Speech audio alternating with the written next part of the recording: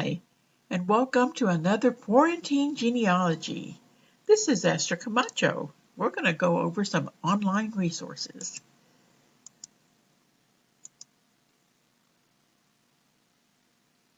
Research your family tree by using free online resources available straight from home. So let's begin. Today we're just going to cover a few: Family Search, Find a Grave, the Texas State Library and Archives Commission, and the U.S. Gen Web Archives. So let's start with Family Search. One thing about Family Search, it is always free. You can create a free account with just a few simple steps. And you can, once you do that, you can just sign in, but you have the opportunity to save and download images from here. Once you're in, you're going to do a simple search. You'll get a pull-down menu and select Records. Once you're in there, you can search historical records. You're going to enter your deceased ancestor's information, his first name and last name. Below that it says search with a life event. By default it is always birth, but you can select marriage, residence, death, or just any. And you enter the birthplace.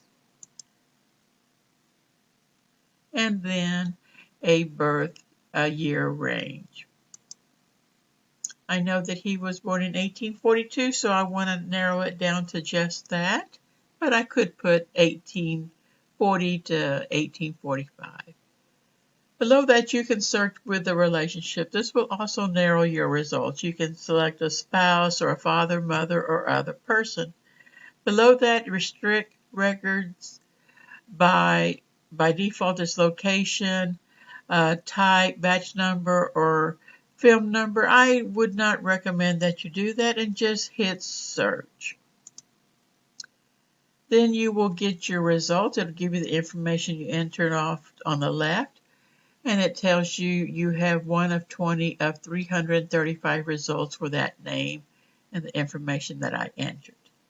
The one that is in green is the most relevant, which is him. And it shows him in the 1900 census. It has that he was born in November of 1842 in Maryland, that he was in Hidalgo County, Texas, and these are his children that are with him. And over here on the right side, you will notice these three little icons.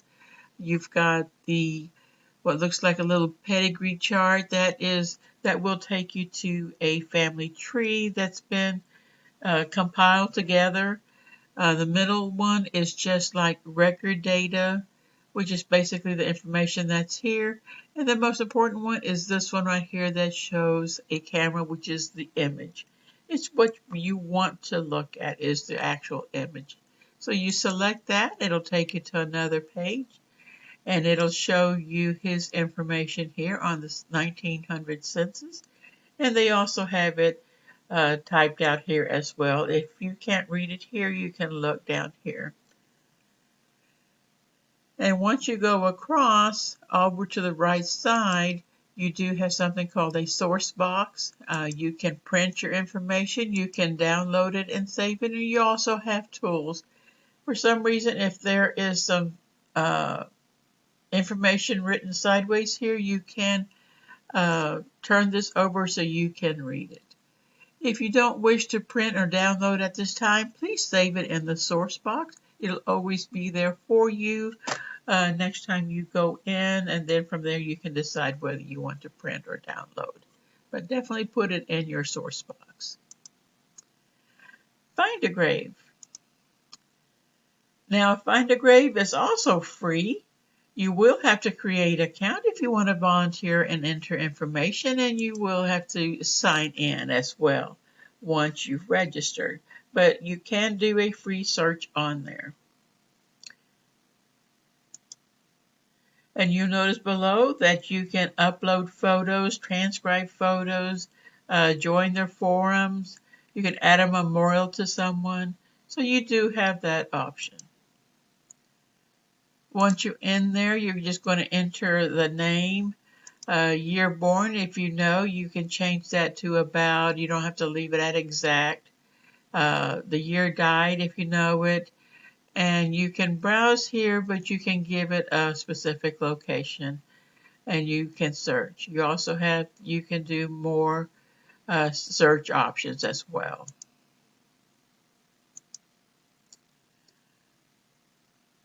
For example, if I wanted to enter someone and I didn't know the first name, but I put in the last name, and I've already entered that just strictly McAllen, Hidalgo County, Texas, and I end up with 68 matching records found for a signs in McAllen.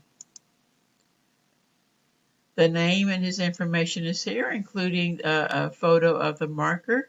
Sometimes you'll have a marker or a gray photo or no photo at all, just the information. Off to the right, you have the cemetery that they are located in. But once you click on that information, you will have his information here. You'll have a closer view of that photo, and it tells you who added the information in here, gives you his birth and death. Make sure to look at that very carefully because sometimes they do transcribe it incorrectly from the photo. Down below does list family members. This one lists the spouse and a child. So you can click on there and look at their information. Now, the Texas State Library and Archives Commission. Now, the Texas State Library and Archives Commission does allow you to go to Ancestry.com just for Texas. That's why I wanted to show it to you. You can't do all of Ancestry, but you can do just for records that are in the state of Texas. And the records that they have available are right here, anywhere from Confederate pensions, wills and probates, convict and conduct registers are very interesting. Payrolls, card collections, the voter registration list is also very good to look at. So once you look at that, you go down here and you enter your zip code and then hit submit. It's going to make sure that you're in the state of Texas. And once you're here, you want to enter as much information as possible so you can narrow down your results. You can also search by just going down here and selecting a collection that you want to go into.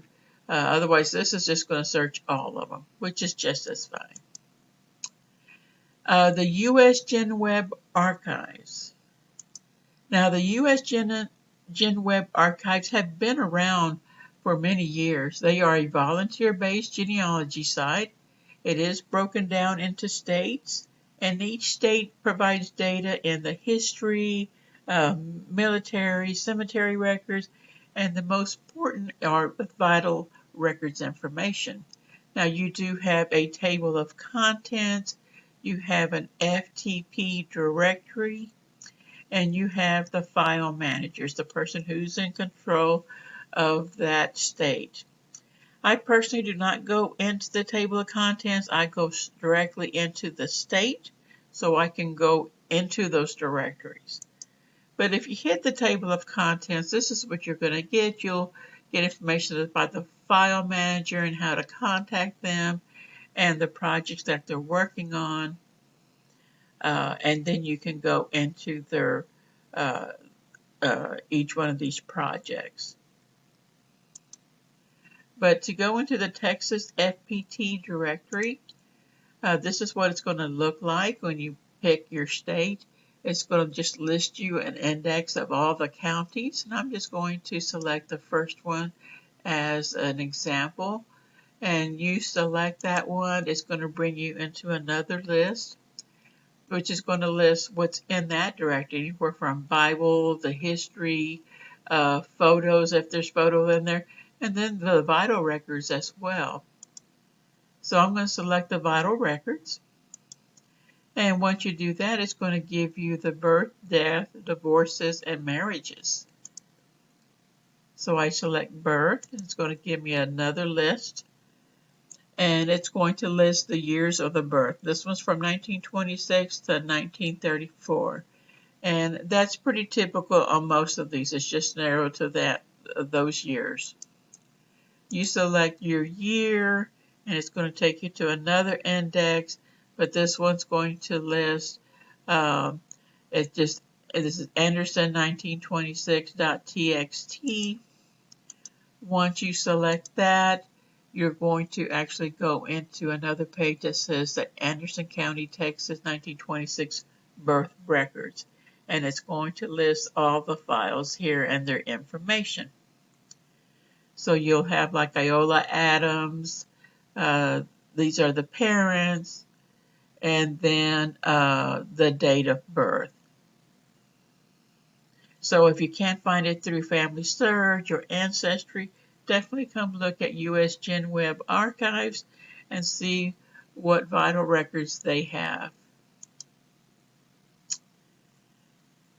Now, those are just a few of the websites that are out there. There's a lot more out there. But a word of advice, always verify the information you discover.